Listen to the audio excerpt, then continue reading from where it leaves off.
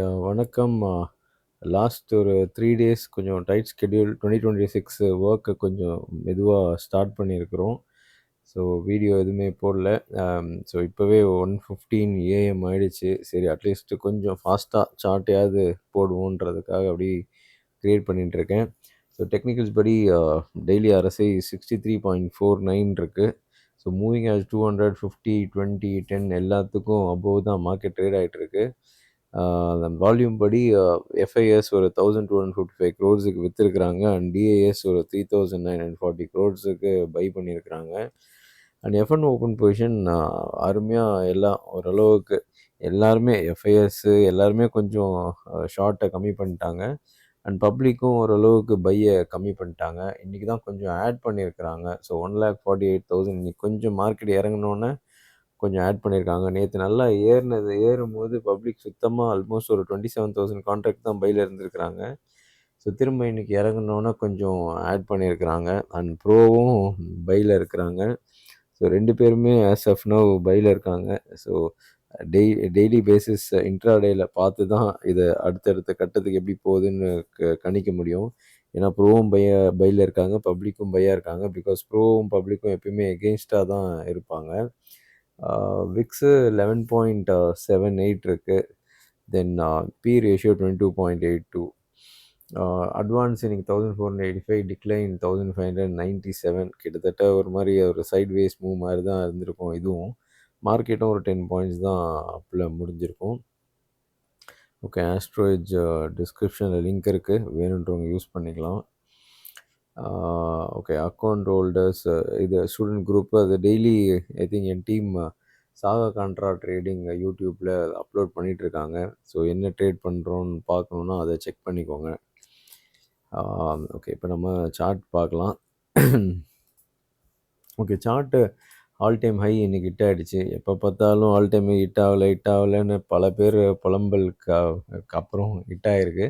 But என்ன இருந்தாலும் நான் அது மண்டே லாஸ்ட் மண்டே வீடியோவை நீங்கள் பார்த்துக்கோங்க.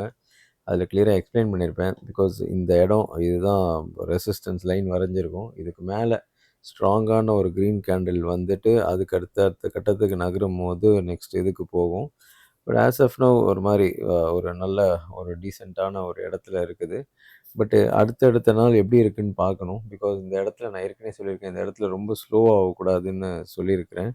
ஸோ எப்படி போகுது அப்படின்றத நம்ம பொசிஷனல்தே முடிஞ்சதுக்கப்புறம் பார்க்கலாம். பட் இன்ட்ராடே இதுதான் நம்ம லாஸ்ட்டாக நம்ம பேசினது, கடைசியாக நம்ம பேசினது இதுதான். ஸோ இந்த பேட்டர்னில் இருந்தது, அது வரைஞ்சது கூட அப்படியே இருக்குது. ஸோ இந்த பேட்டர்ன் மேலே உடச்சிட்டு போகுதுன்னா மேலே போகும், கீழே உடச்சதுன்னா கீழே வரும்னு சொன்னோம். ஸோ இந்த லைனோடு அப்படி போட்டிருப்பேன். ஸோ அது வரைக்கும் தான் வந்திருக்கு. ஸோ கீழே வந்திருக்கு. அதுக்கப்புறம் திரும்ப ஹையர் இந்த ஹையை தாண்டினதுக்கப்புறம் மேலே போயிருக்கு. இந்த 295 எல்லாருக்கும் பார்த்துருப்பீங்கன்னு நினைக்கிறேன். நம்ம போன வாரமே போட்டது தான் இது. ஸோ இந்த நம்பர் எக்ஸாக்டாக இந்த இடத்துக்கு வந்துட்டு தான் மார்க்கெட்டு இப்போ ரிவர்ஸ் ஆகிருக்கு. ஸோ சப்போர்ட் நம்ம கொஞ்சம் மார்க்கெட் மேலே போனதால் இந்த இடத்துக்கு கொண்டு வந்துடலாம். ஸோ ஆல்மோஸ்ட் இந்த இடத்துக்கு கொண்டு வந்துடலாம். So this is the support 26 ஒரு 35, 26-35 அந்த ரேஞ்ச் வச்சுக்கலாம்.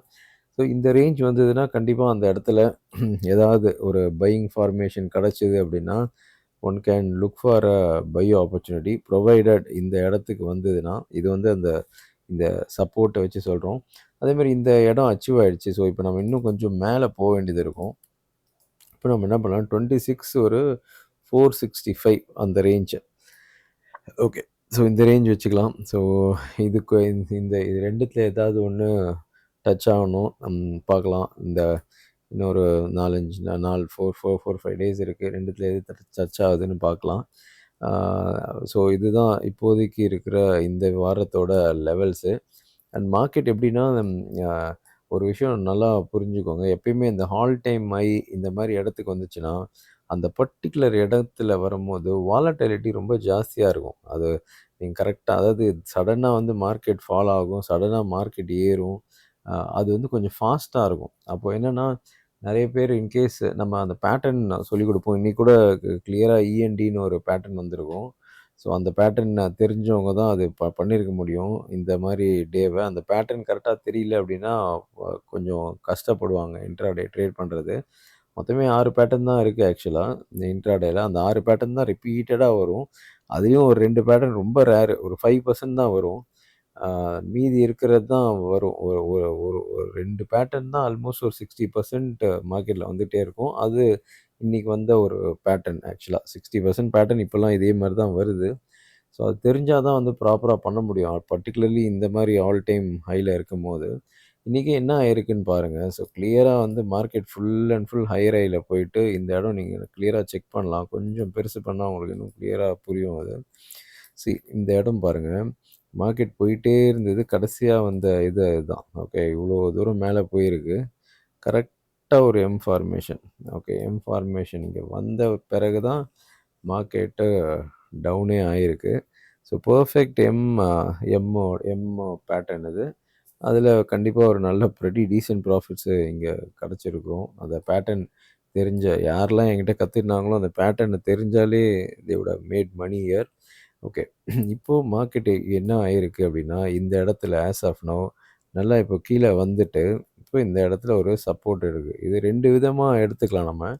இத எப்படி எடுத்துக்கலாம்னா, மேபி ஃபார் எக்ஸாம்பிள் இப்படி ஓகே மேபி எம்மா இது.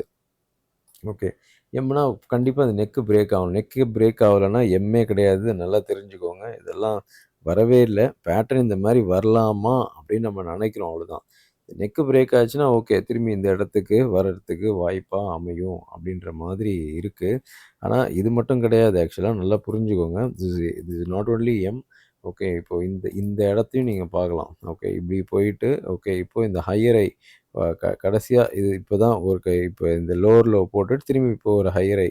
ஓகே. இந்த இடம் வந்ததுனாலும் இவ்வளோ தான் இருக்கு. ஸோ ஆஸ் ஆஃப் நோ இப்போதைக்கு இதுக்குள்ள இருக்கு. ஓகே. இதுக்கு மேல போகும்போது தான் என்னன்றதே இருக்கும். பட் இதுக்கு மேலயும் பெருசா இல்ல. ஆஸ் ஆஃப் நோ இது இவ்வளோ தான். இப்படி தான் இருக்கு. ஸோ என்ன இருந்தாலும் இனிமே ஃபர்தர் ஃபாஸ்ட்டா மூவ் ஆகணும்னா, இதுக்கு மேல போகணும். இதுக்கு மேல ஃபாஸ்ட் இருக்கணும். ஓகே. இதுக்கு மேல ஃபாஸ்ட் இருந்ததுன்னா, நம்ம பேசின மாரி இந்த இடம் 26,465 வரலாம். அப்படி இல்லையா, மார்க்கெட் இந்த இந்த இடத்துல போயிட்டு திரும்பி கொஞ்சம் கன்சாலிடேட் ஆயிட்டு, இன்கேஸ் இன்னைக்கோ இல்ல மண்டேவோ ஏதோ ஒரு இடம், ஏதோ ஒரு நாள் இந்த இடம் திரும்பி 26,035 வந்ததுன்னா, மேபி அந்த இடத்துல ஏதாவது ஒரு ஃபார்மேஷன் கிடைச்சுன்னா, அங்க நம்ம வாங்கலான்ற மாரி இருக்கும். ஸோ 2 இடம் ஞாபகம் வச்சுக்கோங்க. எதிர் இந்த பிரேக் அவுட் ஆர் இந்த 26,035 இந்த 2 இடத்துல இது அங்க மேல போகணும். இங்க கீழ வந்துட்டு சப்போர்ட் எடுக்கணும். இந்த 2 இடத்துல பையிங்க்கு கரெக்ட்டா இருக்கிற மாரி இருக்குது.